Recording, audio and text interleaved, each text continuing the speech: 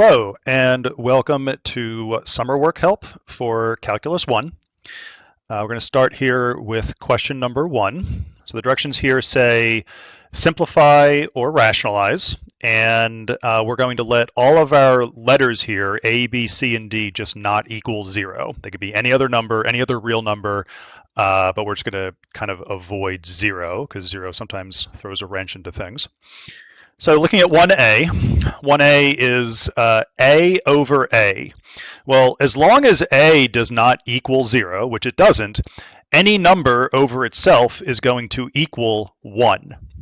So definitely going to want to remember that. 1b, we have two fractions here, a over c plus b over c. Notice, crucially, that we have the same denominator, and when you are adding fractions that have the same denominator, you can put everything over that denominator, just have a single c, and then you just add your numerators. So our final answer for 1b is a plus b over c. Notice it's not c plus c, it's just a single c. Question 1c, again, we've got two fractions, but this time we're multiplying. And also our denominators certainly can be different, right? C and D, I mean, possibly C and D are the same number, but we have to assume that they're not the same number. Multiplying fractions is actually easier than adding fractions because you don't need a common denominator. You just kind of multiply across. So my numerators are A and B. So my final numerator is going to be A over B, or sorry, A times B. Over, and then you just multiply your denominators. So C times D is just C times D. 1D, this time, again, we're multiplying, and this time we have some exponents. Notice, again, crucially, we have the same base. So notice that both of our bases for 1D, it's a to the something times b, sorry, it's a to the something times a to the something. And because we're multiplying things that have the same base, we can go ahead and keep that base of a. Very, very important for us to remember that when you are multiplying terms like this, you do not multiply your exponents, but rather you add your exponents. So this becomes a to the b plus c. So that's our final answer for 1D. 1e is very similar. It's kind of the same problem, except we're just swapping multiplication for division. Notice that the two sort of forms here that are written are identical, mathematically equivalent.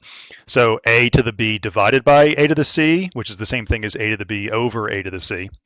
Regardless of how sort of you look at this problem, similar to 1d, when you multiply the terms, you add the exponents. Well, when you divide, it means we subtract the exponents. And so this becomes a to the b minus c. 1f, we have a power to a power. So we have a to the b, and then we are then raising that to another power of c. And when you have this setup here, when you have a power to a power, your base, stays the same, and then what you do is you multiply your exponents. So it's a to the b times c. 1g, we have a product, a times b, and we're raising that product to a power, c. And what happens here in this situation is that you can basically distribute your exponent to both of the factors that were in your product. So a times b, if the entire thing is being raised to the c power, you can essentially distribute that exponent to both of your factors, so you get a to the c times b to the c. Now, I know the directions say simplify, and some of you may think that the original term is simplified, and I wouldn't necessarily argue with you. So I wouldn't, get too bogged down into like which of these forms is more simple than the other. What sort of we really care about in this class is, can you kind of go in both directions, right? Can you kind of go this way, and can you go that way?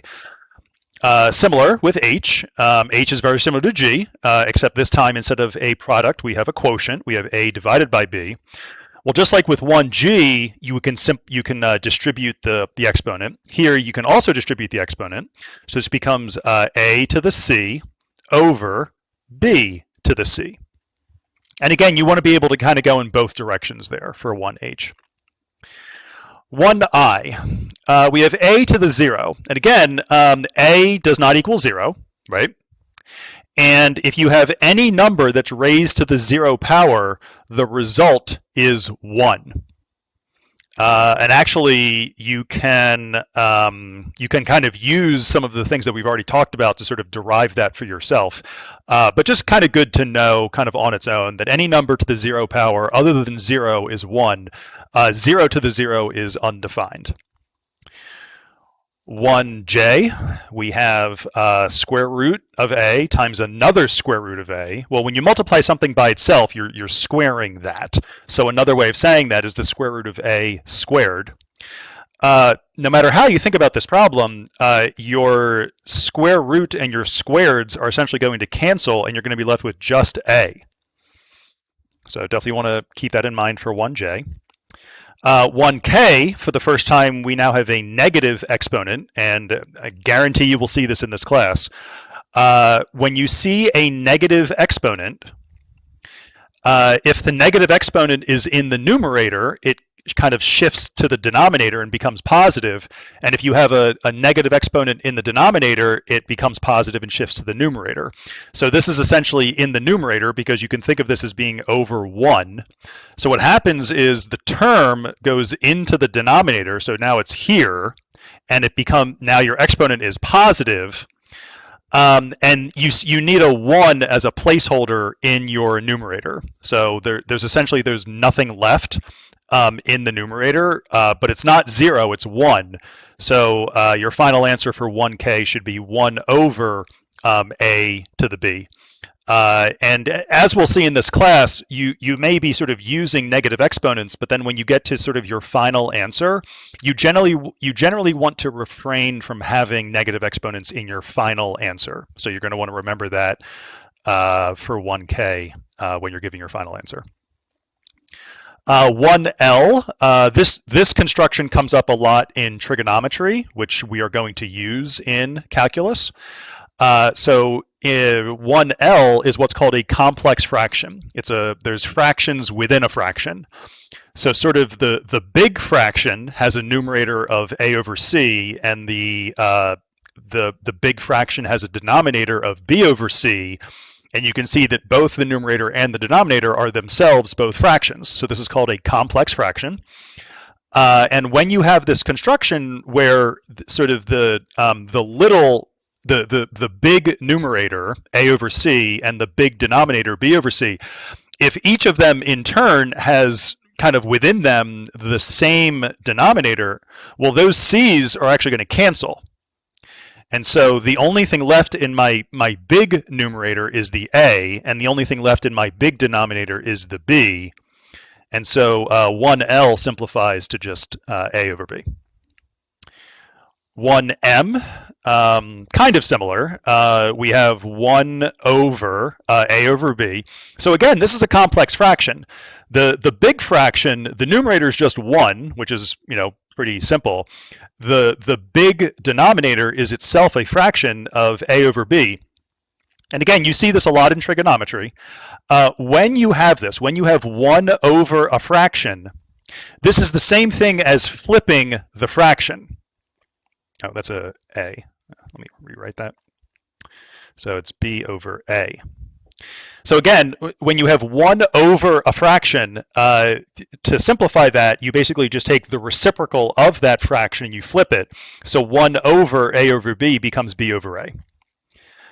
1n, again, this pops up in trig. We have a over root a. So I'll go ahead and just tell you that when you have a over root a, this does simplify to root a, and I would encourage you to just try to sort of like memorize that to the best of your ability. I'll also say, and I'll put this in red, and sort of like almost as like a side note. So a is just a to the first, and then the square root of a is a to the 1/2. And if you take a look at what we said for 1e, when you divide things that have the same base, you subtract the exponents. And so 1 minus a half is a half, and a to the 1/2 is the square root of a.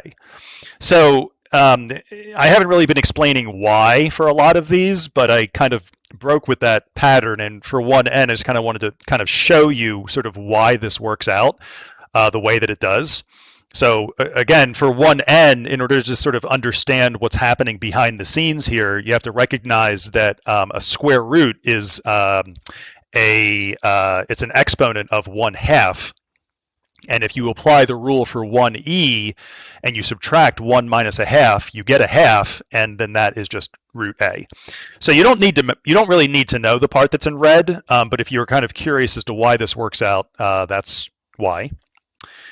And then the last part of question 1, very similar to n, except this time our root, our denominator, is a different number. It's not a, so now it's a over root b.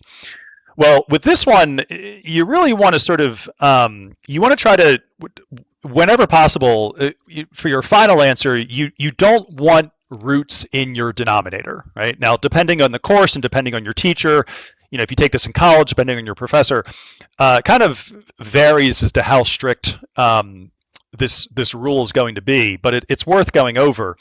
So when you have a root in your denominator, you want to rationalize that by multiplying by that root. And if you take a look at 1c, well, when you multiply, you just simply multiply across. So my denominator becomes a root b, and then my denominator is root b times root b. Well, we saw in 1j that when you have a root times a root, and when it's the same root, it just goes away, and so you're left with just b. And so that would be our final answer for 1o. A root b over b.